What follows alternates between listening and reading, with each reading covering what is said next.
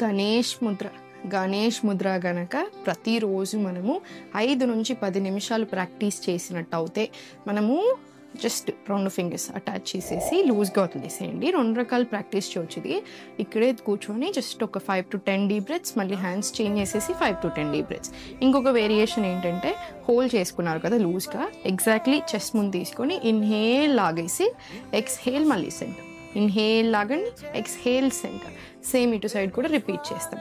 Ganesh Mudra everyday practice చేసినట్టు అయితే chest and lungs expand అవ్వడానికి హెల్ప్ అవుతుంది. కాబట్టి రెస్పిరేటరీ హెల్త్కి, హార్ట్ హెల్త్కి చాలా మంచిది.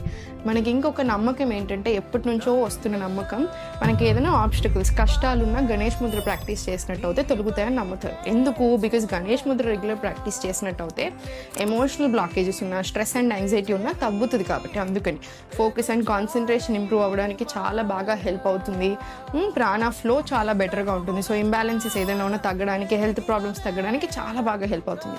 సో జై గణేష్.